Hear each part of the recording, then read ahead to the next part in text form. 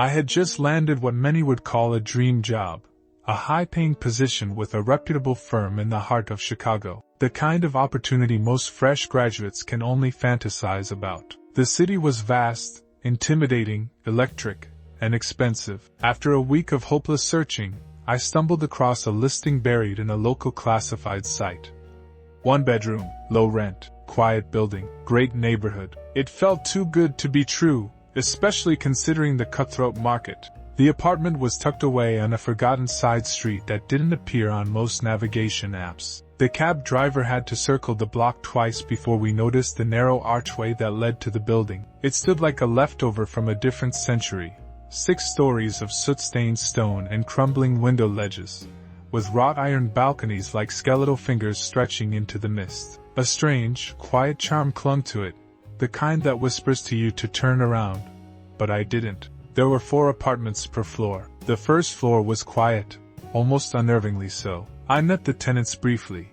A reclusive retired couple who never made eye contact and a young lawyer whose smile didn't quite reach his eyes. The second floor was unoccupied, sealed off behind yellow tape and rotting wood. The super muttered something about persistent structural issues, but wouldn't meet my gaze when I asked for details. I moved into 3B. Directly across the hall, in 3A, lived a man whose name no one seemed to know. He was in his mid-50s, gaunt, pale, and always wearing a worn black coat, even indoors. People whispered that he had once been a priest, defrocked for reasons unknown. He never spoke unless spoken to, and even then, his voice had the soft rasp of a confession. Late at night, I often heard the creak of his door opening and the faint scent of incense drifting into the hall, mixed with something far less pleasant, something metallic and rotten. The 4th floor housed the building's owner, a gray-eyed old man who moved with unnatural stiffness, and his granddaughter, who never spoke and always seemed to be watching from behind half-closed curtains. The building creaked and groaned like it was trying to remember something. The air always felt just a little too cold. The lights flickered, but never went out. I didn't know it then, but something in that building was very old, and very hungry, and it had been waiting for me, waiting for us. The next morning, the world seemed ordinary again. Sunlight over steel towers, car horns, coffee in a paper cup. It was my first real day on the job, and despite the long hours and the flood of unfamiliar responsibilities, I enjoyed it more than I expected. My coworkers, Jason and Amir, were sharp, easy to talk to, and surprisingly chill for corporate types. After we wrapped up around 8:30 p.m., they insisted we unwind with some beers and greasy food in Wicker Park. We laughed, swapped stories, and it felt like the beginning of something solid, a real friendship, a foothold in a new city. But the moment I stepped back into that neighborhood, something shifted. Gone were the warm lights and buzzing energy of Wicker Park. The streets here were soaked in shadow, with lamps that flickered dimly like dying stars. The trees lining the block were skeletal, their limbs gnarled and twisted as if in pain. The air had a strange stillness to it, like the world was holding its breath.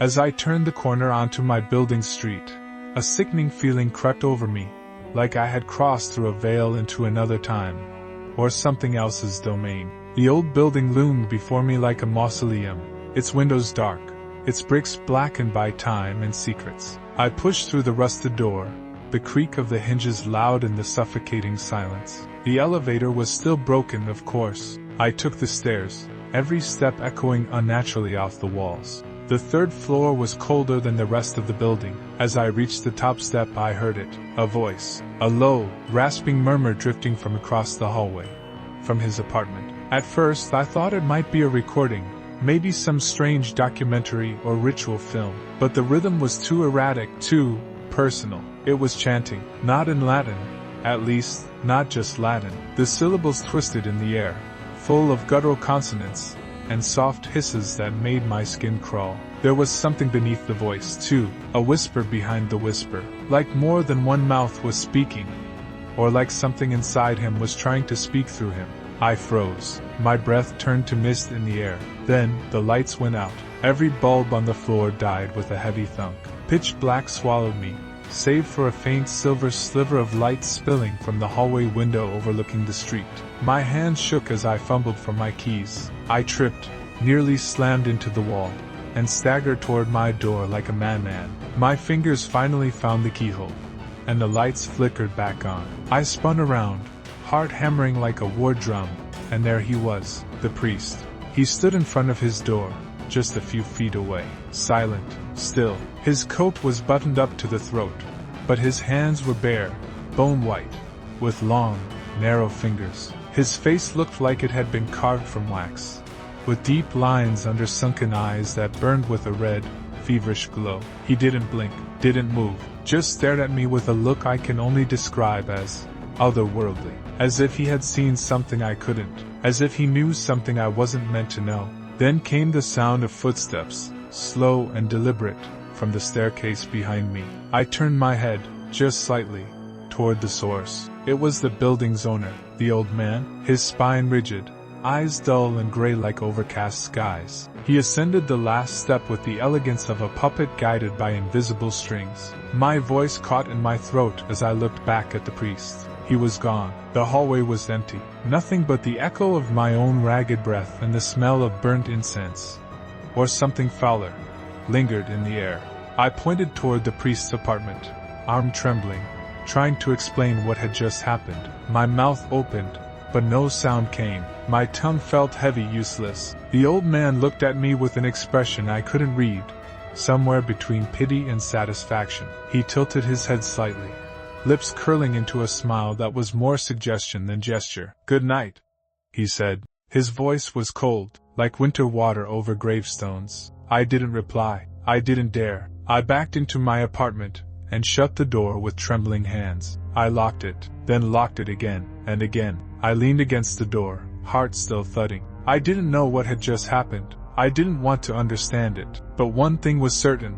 That building was watching me, and someone, had noticed I was there. For days after that night, I lived in a slow, creeping dread. Every morning I left that cursed building like I was climbing out of a grave. Every night, I returned like a man descending into hell. The air around the building felt heavier with each passing evening, pressing against my chest with invisible hands. The hallway lights flickered more often. The sounds from the priest's apartment, muffled whispers, the dragging of furniture, distant sobbing or chanting, came at stranger hours, sometimes in the dead of night, sometimes just as I turned the key in my door. I stopped asking questions. I stopped making eye contact with the other tenants. The retired couple had gone utterly silent, their curtains drawn day and night. The young lawyer on the first floor had vanished.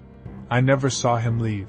But one day, his nameplate was gone. The second floor, still condemned and empty, seemed to breathe some nights. I could hear faint footsteps up there when I passed by on the stairs. I was just trying to hold out until my first paycheck. That was the plan. Get the money, get out, never look back. But the building had other plans. It was a Thursday, cold, gray, and rainy. I was walking home from work, hood pulled up, lost in my own anxious thoughts, when I turned the corner onto my street and saw the flashing blue and red of police lights. They were parked outside my building, 2 squad cars, one unmarked. Officers were gathered at the entrance, and standing among them, looking oddly calm, was the owner of the building, his posture straight, his face blank. The rain slicked back his white hair, and his long coat fluttered slightly in the wind, but he stood as still as stone. I hesitated, heart pounding. I should have kept walking, but some twisted curiosity pulled me forward. They didn't stop me.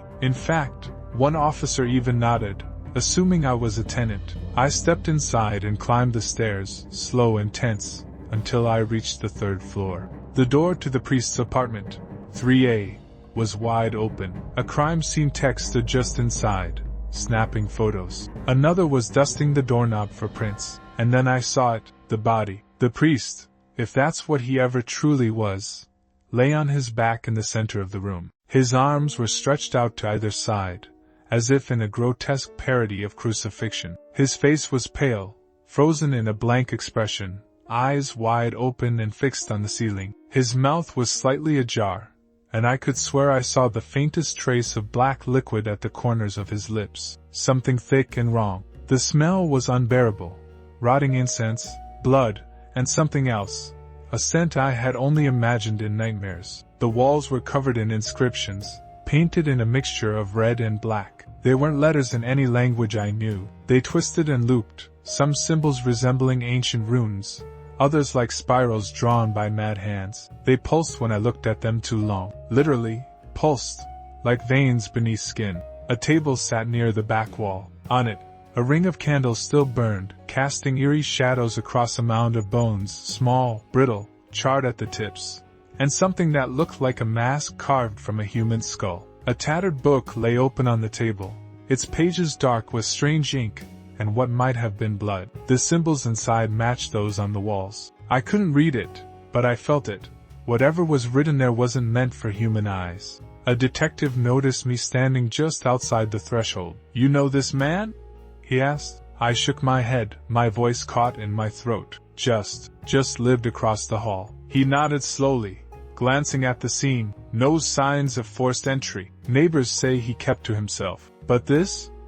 He gestured toward the walls. This is some next-level stuff. Ritualistic, cult-like. We've called in some specialists. Occult crimes division. He paused, then lowered his voice. Building owner said he's been concerned about the guy for years. Claimed he was mentally unstable. Talked to himself. Said he saw things. Said he was defrocked after a breakdown. I didn't say a word. I just stared. Behind the detective, the owner stood in the corner of the room, hands folded neatly in front of him. He watched me the whole time. His eyes never left my face. There was no shock in them, no sadness, only satisfaction. I turned away. I couldn't bear it. I fled to my apartment, locked the door, drew every curtain, and sat in the dark. But I knew it wasn't over. Because when I finally dared to glance out my peephole, I saw the priest's apartment door closed. And I swear to God, I heard chanting again. Only this time, it was coming from inside my walls.